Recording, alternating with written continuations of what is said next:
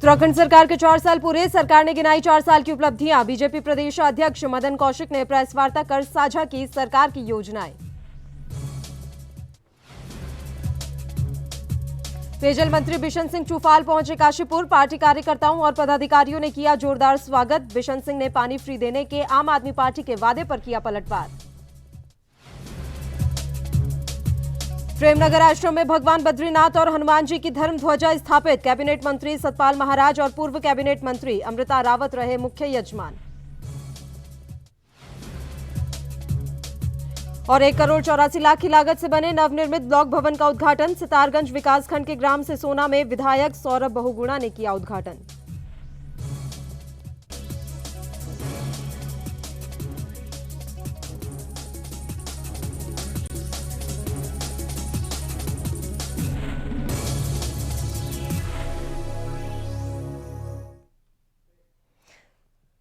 नमस्कार, ये NB news देख रहे हैं आप। मैं हूं आपके साथ पल्लवी राजपूत और हमारे खास कार्यक्रम आपणू उत्तराखंड में आप सभी का स्वागत है।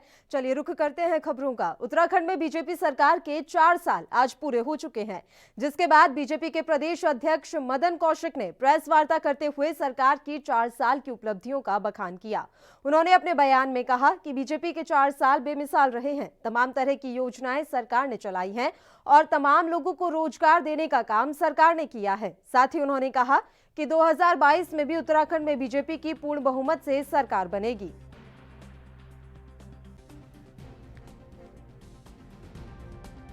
भर्तियां की हमने, उससे दुगनी भर्तियां हमने मुख्यमंत्री स्वरोजगार योजना से लगाकर और अन्य प्रकार की जो योजनाएं हैं, चाहे एमएसएमई के माध्यम से हो, चाहे अन्य जो हमारी योजनाएं हैं जिसमें स्वरोजगार की योजनाएं कहते हैं, उसमें हमने प्रत्यक्ष और अप्रत्यक्ष रूप से रोजगार दिया है। इंडस्ट्री के क्षेत्र में हमने जब सबमिट की थी, सबमिट के बाद मैंने पहले भी बताया था कि लगभग 5,000 करोड़ से ज़्यादा का निवेश यहाँ पर आया है। उसमें भी हमने लाखों लोगों को रोजगार से सीधा सीधा जोड़ा है। तो रोजगार की दृष्टि से हमारी सरकार ने महत्वपूर्ण काम किए हैं और जो लगातार निरंतर आगे जारी रहे। आंकड़े दिखा के बैठना चाहते हो तो तब किसी भी पक्षी दल को मत बुलाइए, आप मेरे साथ बैठिए, डिबेट आप ही करिए। अगर डिबेट में आपने मुझे एक भी आंकड़े से दिखा दिया कि हमने कुछ नहीं किया, तो तब मैं बताऊंगा 85% से ज़्यादा हमारी घोषणाएं पूरी हो गई हैं। हमने महत्वपूर्ण सारे निर्णय थे वे लिए हैं। हमने रोजगार के क्षेत्र में अनेक योजनाएं चलाई हैं। मैंने अनेक बार प्रवक्ता रहते हुए आप सबके सामने वो योजनाएं विस्तृत रूप से रखी है। इसलिए एकदम इतने निर्दयता से कह देना, हम लोगों ने ये लिया है कि जो नॉमिनेशन होगा, जिसका भी नॉमिनेशन होगा, जो प्रत्याशी घोषित होगा, वो नॉमिनेशन की जो तारीख निकलवाएंगे एज पर अपने कुछ सुझाव आए जो भी करना है, उस नॉमिनेशन में मुख्यमंत्री जी और मैं, हम दोनों वहाँ उपस्थित रहेंगे नॉमिनेशन में। और हम लोगों ने जो अभी तक समीक्षा की आज बैठकर, उस समीक्षा में जो हमारे पास रिपोर्ट आई है, उस रिपोर्ट के आधार पर वहाँ 3 सदस्य कमेटी लगातार चुनाव का संचालन करेंगी। उसके मध्य में उनको जो प्रमुख चीज़ें थी, आज उनको कहा गया है कि नंबर 1, चुनाव संचालन समिति का तत्काल आप वहाँ पर बातचीत करके उसकी तैयारी करें। चुनाव संचालन समिति तत्काल घोषित करनी है हम लोगों को, क्योंकि हमारी जो पार्टी है वो काडर बेस पार्टी, कार्यकर्ता आधारित पार्टी है। चुनाव कोई भी लड़े वो कमल का फूल है, और इसीलिए चुनाव संचालन समिति की घोषणा हम लोग वो। तो प्रदेश सरकार ने अपने 4 साल पूरे कर लिए हैं और 4 साल किस तरीके से निकले, क्या कुछ उपलब्धियां रही, ये तमाम जानकारी देने के लिए, साथ ही इस मसले पर चर्चा के लिए बीजेपी से इस समय मधु भट्ट जी हमारे साथ जुड़ी है। सीधा उन्हीं का रुख कर लेते हैं। मधु जी, बहुत बहुत स्वागत है आपका एएनबी न्यूज पर। मैम, मेरा सीधा सा सवाल है, उत्तराखंड सरकार ने 4 साल बखूबी पूरे किए हैं, आपसे मैं जानकारी चाहूंगी कि क्या कुछ बड़ी उपलब्धियां बीजेपी के खाते में है? देखिए, उपलब्धियां तो मैं गिनाने लगूंगी तो मुझे लगता है कि पूरा कार्यक्रम ही इसी में चला जाएगा। क्योंकि देखिए, हमारी सरकार जो है वो लगातार पहले दिन में ही आपने देखा होगा, जैसे हमारी सरकार बनी है, हमने कहा कि इस राज्य को, जो उत्तराखंड जो राज्य था, परम जो ये भ्रष्टाचार पे की सीमा जो लांघ चुका था कांग्रेस के समय में, हमने उससे बिल्कुल निजात दिलाई है। हमने बिल्कुल किसी भी प्रकार का कोई भी भ्रष्टाचार न हो, जीरो टॉलरेंस के साथ हमने यहाँ पे काम किया है। दूसरा, हम क्योंकि चहुमुखी विकास के लेकर, क्योंकि देखिए हमारी जो चार धाम जो ऑल वेदर रोड है उसका काम बहुत तेजी से चल रहा है, बल्कि कुछ ही समय 22 तक हमारा ये क्योंकि पूरा समापन भी हो जाएगा। हम पूरा क्योंकि कर चुके होंगे हम पूरा ऑल वेदर रोड का निर्माण। दूसरा, हमारी क्योंकि रेलवे लाइन जो कनेक्टिविटी है वो जुड़ रही है। हमने हर तरीके से, चाहे हमारा संचार का माध्यम हो, संचार के माध्यम को करने के लिए हमने ये जो बिजली जो घर घर पहुंचाने के लिए, बिजली, पानी, सड़क घर घर पहुंचाने के लिए हमने ये आह्वान किया हुआ है, हम उस पर कार्य कर रहे हैं। तीसरा, मैं आपको कहना चाहूंगी क्योंकि महिलाएं उत्तराखंड में बहुत अधिक क्योंकि यहीं पर रहती हैं और पुरुष जो है वो बाहर चला जाता है, पलायन को रोकने के लिए हमारी सरकार ने बहुत सारी योजनाएं बनाई है, ताकि क्योंकि कोरोना काल में बहुत सारे हमारे जो प्रवासी लोग थे वो यहाँ पर आए हैं और हमने उनको स्वरोजगार उपलब्ध कराने के लिए जो ऋण योजना जो और सारी योजनाएं, ताकि उनको अपना स्वरोजगार स्थापित कर सके, उसके लिए हमारी सरकार ने काम किया है। साथ ही हमारी महिलाएं, क्योंकि चारों धाम हमारे यहाँ से जुड़े हुए हैं, चारों धाम में लोग आते हैं, वहाँ यहाँ का जो प्रसाद है, जड़ी बूटी है, उसको लेकर यहाँ से जाए, एक सम्मान होता है हमारे यहाँ का, वो प्रसाद भी लेकर जाए। इसके लिए हमने उस पैदावार, उन्नत पैदावार हो, इसके लिए भी जड़ी बूटियां भी जो हमारी उन्नत किस्म की जो विलुप्त होती जा रही थी, उन जड़ी बूटियों के लिए शोध संस्थान भी के माध्यम से भी काम चल रहे हैं, उनको उगाने का बिल्कुल। काम मधु जी, मेरा एक सवाल ये भी रहेगा मैम, देखिए आज का दिन काफी बड़ा है, उत्तराखंड की सरकार बखूबी चली है और ये हमने भी देखा है कि वहां पर लोगों के लिए काफी काम हुआ है, लेकिन बावजूद इसके विपक्ष ने इसे काला दिवस मनाने का ऐलान किया और आज आम आदमी पार्टी, ना सिर्फ आम आदमी पार्टी बल्कि कांग्रेस की तरफ से भी जगह जगह प्रदर्शन किए गए हैं। तो विपक्ष के लिए आप लोगों का क्या संदेश है?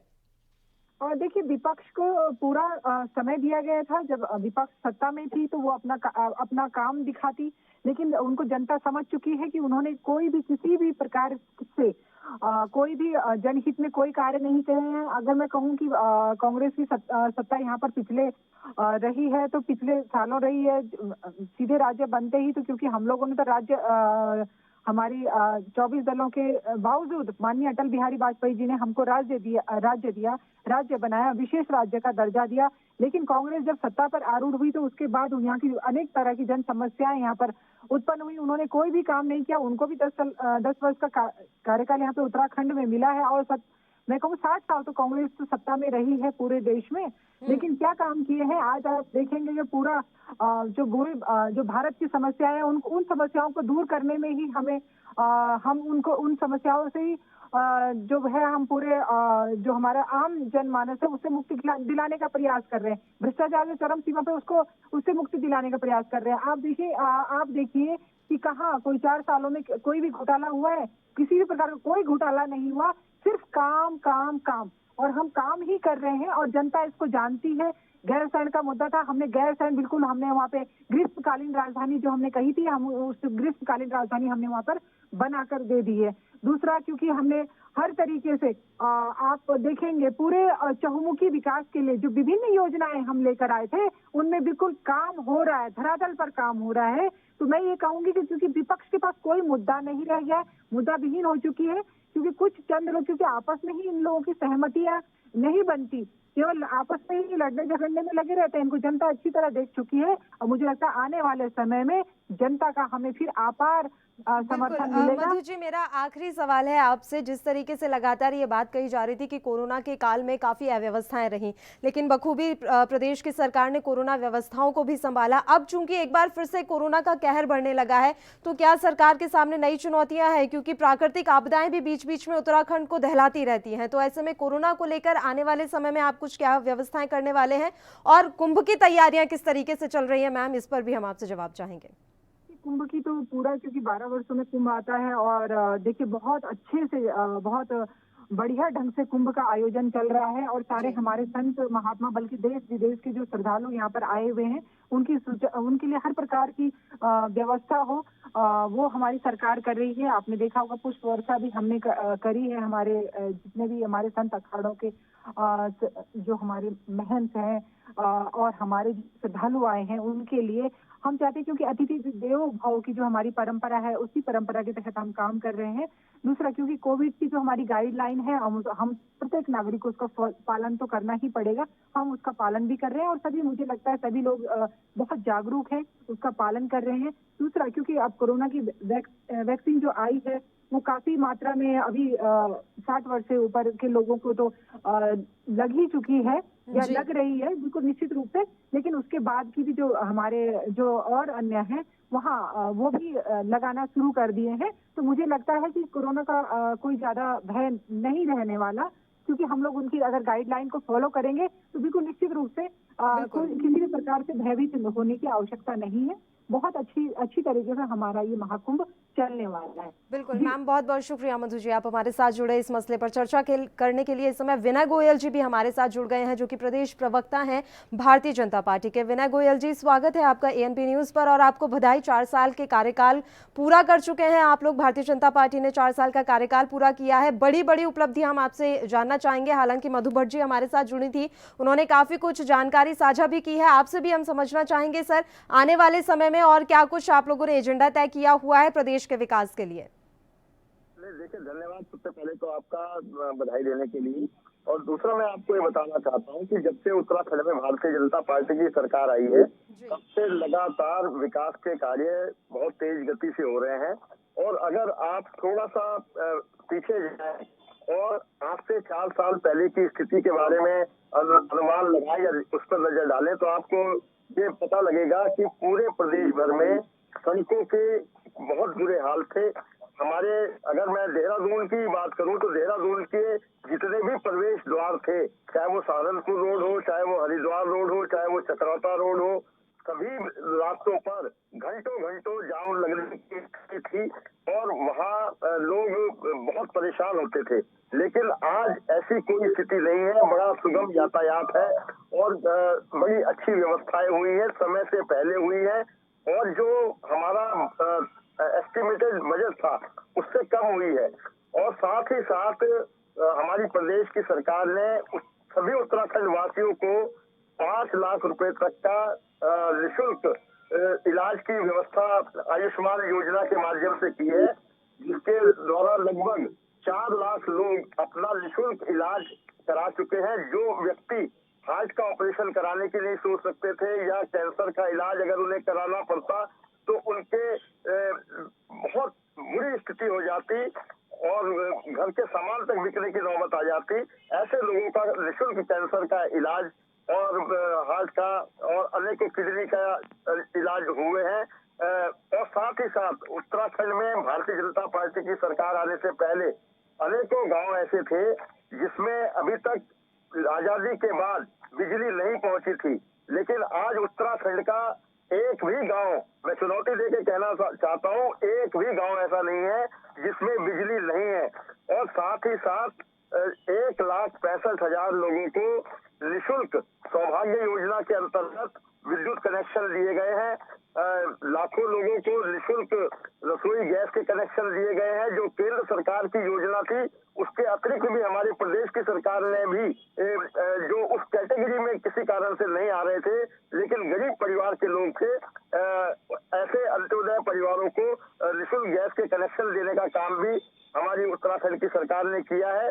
साथ ही साथ हर घर में नल और नल में जल की व्यवस्था हमारी सरकार ने करने की योजना बनाई है। केवल 1 रुपए में ग्रामीण क्षेत्रों में हम पानी का कनेक्शन देने जा रहे हैं और शहरी क्षेत्रों में 100 रुपए में।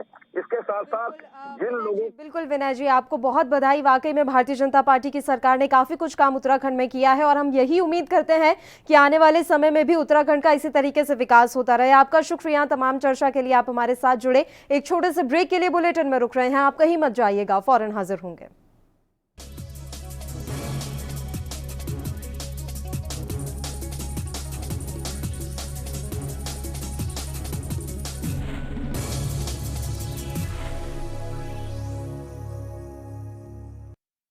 क्या आप दुबले पतले कमजोर हैं, आपकी सेहत नहीं बनती? भूख कम लगती है, वजन नहीं बढ़ता? दरअसल मेन बात खाना पीना खाना नहीं है, मेन बात है खाया पिया लगना। और अगर खाया पिया लगेगा ही नहीं तो सेहत बनेगी कैसे? इसलिए हमारी संस्था सन्यासी आयुर्वेदा ने एक ऐसी दवा बनाई है जो कि आपके पाचन तंत्र को, आपके लीवर सिस्टम को ठीक करने का काम करती है, ताकि आप जो भी खाएं उसका पूरे का पूरा निचोड़ आपके शरीर को लगे, आपकी भूख बढ़े, खाया पिया सही से लगे, नया खून बने, हड्डियों में जान आए, वजन बढ़े, ताकत बढ़े, चेहरे पर नूर आए और आप मोटे तगड़े खूबसूरत पर्सनैलिटी के मालिक बन जाएं। यह दवा पूरी तरह से आयुर्वेदिक होती है। इसका शरीर पर कोई भी साइड इफेक्ट, कोई भी नुकसान या दुष्प्रभाव नहीं होता। लड़के लड़कियां दोनों इसका इस्तेमाल कर सकते हैं और पहले 15 दिन के अंदर ही आपको इसका असर महसूस हो जाएगा।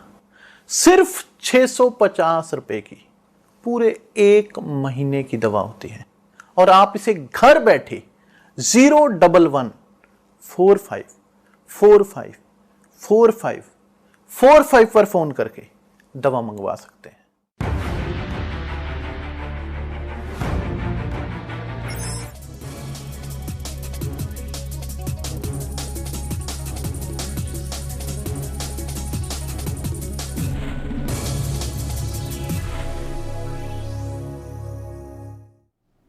ब्रेक के बाद एक बार फिर से आप सभी का स्वागत है। बढ़ते हैं कुछ और खबरों की ओर। उत्तराखंड के मुख्यमंत्री तीरथ सिंह रावत ने फटी जीन्स वाले बयान पर माफी मांग ली है। पिछले दिनों दिए गए उनके इस बयान पर विपक्षी दलों, खासकर कांग्रेस ने बहुत बवाल किया था। कांग्रेस ने सीएम के इस्तीफे तक की मांग कर दी थी। जानकारी के अनुसार सीएम तीरथ सिंह रावत ने कहा है कि मुझे जीन्स से ऐतराज नहीं है, लेकिन मैं नई जीन्स लाकर उसे कैंची से फाड़ दूं, इससे ऐतराज है। यदि किसी को लगता है कि फटी जीन्स ही पहननी है तो मुझे कोई ऐतराज नहीं। किसी को इससे बुरा लगा हो तो मैं उसके लिए क्षमा मांगता हूं। पिछले दिनों एक कार्यक्रम के दौरान मुख्यमंत्री रावत ने कहा था कि संस्कारों के अभाव में युवा अजीबोगरीब फैशन करने लगे हैं और घुटनों पर फटी जीन्स पहनकर खुद को बड़े बाप का बेटा समझते हैं। उन्होंने कहा कि ऐसी फैशन में लड़कियां भी पीछे नहीं हैं। इसके बाद से ही इस बयान का विरोध होने लगा था।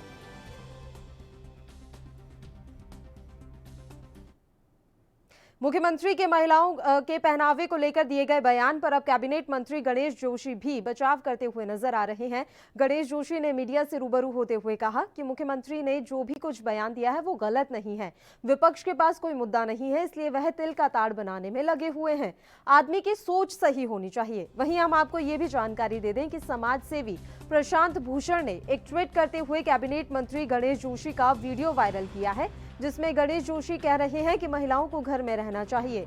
जिस पर सफाई देते हुए गणेश जोशी ने कहा कि प्रशांत भूषण क्या कहते हैं ये मैं नहीं जानता, लेकिन मैंने ये जरूर कहा है कि बच्चे को घर में अकेला नहीं छोड़ना चाहिए। प्रशांत भूषण तो वैसे ही हर जगह फेल हो रहे हैं।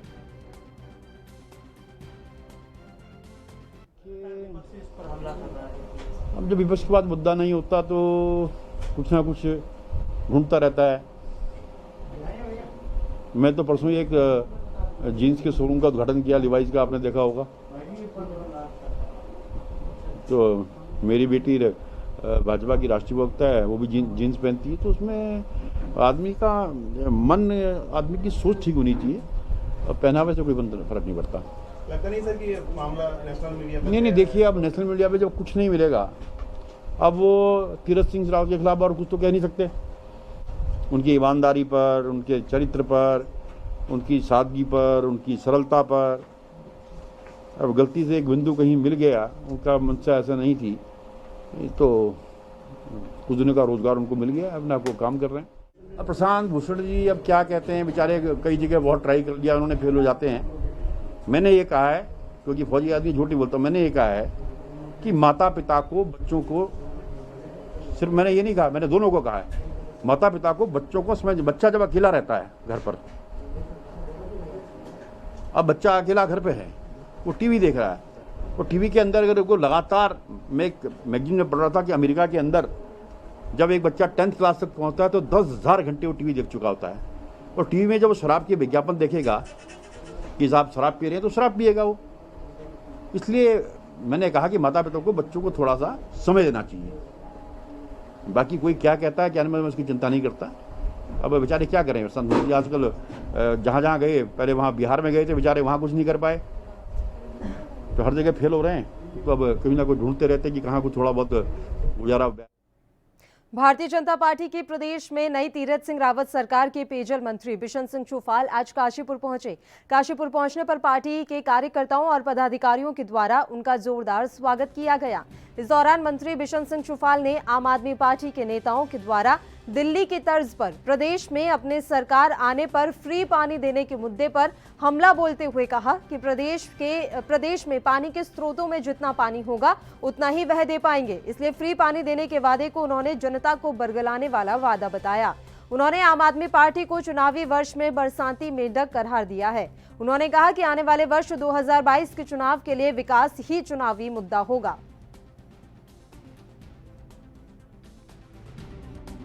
देखो, पानी तो उतना ही है ना, कहाँ से दे देंगे वो पानी? स्रोत में जितना पानी होगा उतना तो दे पाएंगे। आप पार्टी कहाँ से दे देंगे? दिल्ली में क्यों नहीं दे पा रही वो पानी? ये तो जनता को बरगलाने की बात है यहाँ पर। लेकिन प्रदेश की जनता बिल्कुल हमारे सब समझती है कौन काम करने वाली है। भारतीय जनता पार्टी काम करने वाली सरकार है और जनता भारतीय जनता पार्टी को चाह रही है 2022 में 2/3 बहुमत की सरकार बने। सर, उन्होंने एक आरोप बताऊँ कि 4 साल पहले कहाँ थे जो हमसे आज कह रहे हैं कि 4 साल, वो तो कभी दिखाई नहीं देते थे। आज ये चुनावी वर्ष में बरसाती मेंढक जैसे वैसे दिखाई दे रहे हैं। उनको ये कहने का अधिकार ही नहीं है कि भाई 4 साल, वो 4 साल तो उन्होंने क्या कहीं विपक्ष की भूमिका निभाई क्या? कोई जनता के मुद्दे उठाए क्या उन्होंने? कोई आंदोलन किया क्या? केवल चुनाव की दृष्टि देखते हुए वो मैदान में आए बस।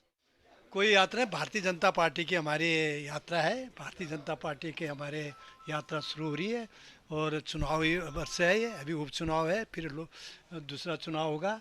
तो चुनाव तो हमारे आते रहते हैं। ये सर 2022 के विधानसभा चुनाव में जो है आम जनता के मुद्दों के साथ जाने वाले, और ये जो 10 महीने का 8 महीने का जो कार्यकाल है उसको जनता तक किस तरफ हम 2022 का हमारा विकास का मुद्दा होगा। जनता की समस्या, जो वायदे हमने पूरे किए वो वायदे हमने जनता के वायदे पूरे किए, इसीलिए उन्हीं को लेकर हम जनता के बीच में जाएंगे। आपको लगता है 4 साल में आप जनता को लुभाने में कामयाब रहे? बिल्कुल निश्चित रूप से 4 साल में मैं जनता के जो वायदे किए थे उन वायदों को हमने पूरा किया है। जो थोड़ा कमी रह गया उन्हें जो समय बचा उसमें पूरा करेंगे। मुख्यमंत्री कोई नाराज़ी नहीं थी। मुख्यमंत्री ने पहले अच्छा काम किया। दूसरे हमारे जो त्रिवेंद्र जी थे, अभी तीरथ जी हैं, अच्छा काम कर रहे हैं, उनके कामों को आगे बढ़ा रहे हैं। नहीं, जब अच्छा काम कर रहे थे तो क्यों हटाया? मैंने कह दिया हमारा पार्टी का अंदर ही नहीं होता। मैं कभी कोई इधर बैठता, कभी नीचे बैठता। ये मैंने पहले ये भी रहे कि बिशन सिंह चुफाल जी ज़्यादा नाराज थे? नहीं, बिशन सिंह चुफाल जी कभी नाराज, मैं संगठन का देखा आपने, मैं मंत्री नहीं बना पहले मैं नाराज देखा कहीं कार्यकर्ता, एक कार्यकर्ता ने आवाज़ उठाई क्या बिशन सिंह को मंत्री बनाओ? हमने कहा नहीं, जो पार्टी का निर्णय है पार्टी होता है। कुछ नहीं, जो निर्णय मुख्यमंत्री जी का होगा, पार्टी का निर्णय है वो, ऐसा कुछ नहीं है। जो उसको भी उस पर विचार किया जाएगा। यदि कोई उसमें कमी है तो विचार किया जाएगा उस पर। नए जिलों को सृजन को लेकर पार्टी का क्या? देखो, हमारा पार्टी का है छोटी छोटी इकाइयाँ, प्रशासनिक इकाइयाँ होनी चाहिए। ये भारतीय जनता पार्टी का भी शुरू से रहा है, इसीलिए तो राज्य बना। छोटी छोटी प्रशासनिक इकाइयाँ होंगी, आम आदमी की पहुँच जनता शासन प्रशासन तक पहुँचेगी जनता की। ये सरकार नए जिले बनाने जा रही है? अभी सरकार का तो ये अभी इस विचार पर पुनर्गठन आयोग की रिपोर्ट गई है। पुनर्गठन आयोग की रिपोर्ट आने के बाद ही विचार किया जाएगा। नहीं, काशीपुर है, डीडीहाट भी है, रानीखेत भी है, आपका कोटद्वार भी है और प्रोला भी है और काशीपुर भी है। बिल्कुल लंबे समय से मांग है। उधर सितारगंज विधायक सौरभ बहुगुणा ने सितारगंज विकासखंड के ग्राम सिसोना में 1 करोड़ 84 लाख की लागत से बने नवनिर्मित ब्लॉक भवन का विधि विधान से फीता काटकर उद्घाटन किया। आपको बता दें कि लंबे समय से नए ब्लॉक भवन की मांग चल रही थी। पुराना ब्लॉक भवन जर्जर अवस्था में पहुंच चुका था। पूर्व में मांग के बाद विधायक सितारगंज सौरभ बहुगुणा द्वारा नए ब्लॉक भवन बनाने का वादा किया गया था, जो कि आज पूर्ण हो चुका है। आज इस अवसर पर क्षेत्रवासी और ब्लॉक कर्मचारी काफी खुश दिखाई दिए। नवनिर्मित ब्लॉक भवन के सभागार में सितारगंज विधायक सौरभ बहुगुणा और सितारगंज ब्लॉक प्रमुख कमलजीत कौर ने ब्लॉक अधिकारी, कर्मचारियों, जनप्रतिनिधियों की मौजूदगी में नवनिर्मित भवन का निरीक्षण भी किया। विधायक ने कहा, मेरा एक ही सपना है कि सितारगंज विधानसभा का सर्वांगीण विकास हो और यह कार्यक्रम अनवरत चलता ही रहेगा। बीजेपी ने विकास को ही हमेशा से प्राथमिकता में रखा है।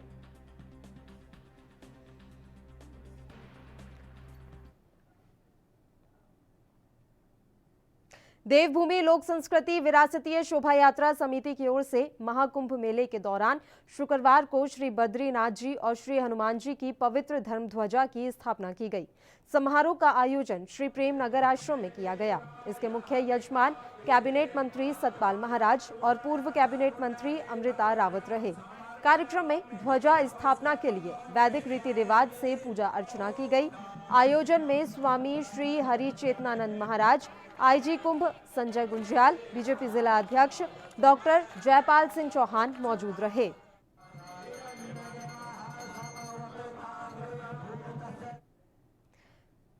कहते हैं भक्ति में बहुत ही शक्ति होती है। ऐसा ही कुछ देखने को मिला है तीर्थ नगरी ऋषिकेश में, जहां बुलंदशहर से 50 दिन की यात्रा करते हुए शिव भक्त योगेश कुमार अपने साथियों के साथ ऋषिकेश पहुंचे। योगेश नीलकंठ महादेव के दर्शन कर जलाभिषेक करेंगे। अभी योगेश को नीलकंठ पहुंचने में करीब 3 से 4 दिन का समय और लगेगा। बताया गया है कि देश में कोविड-19 के इस कहर को कम करने के लिए योगेश ने भगवान नीलकंठ महादेव से मन्नत मांगी थी, जिसे पूरा करने के लिए वह ये दंडवत यात्रा कर रहे हैं। नीलकंठ जा रहे हैं। कितने दिन हो गए निकले हुए, कब पहुंचने की उम्मीद है? 28 जनवरी के निकले हुए हैं। कब तक पहुंचने की उम्मीद है? कल या परसों। किस प्रकार से जा रहे हो? और इसी के साथ आपड़ू उत्तराखंड में फिलहाल के लिए इतना ही। मुझे दीजिए इजाजत। देश प्रदेश की तमाम ताजा खबरों के लिए आप देखते रहिए ANP न्यूज। नमस्कार।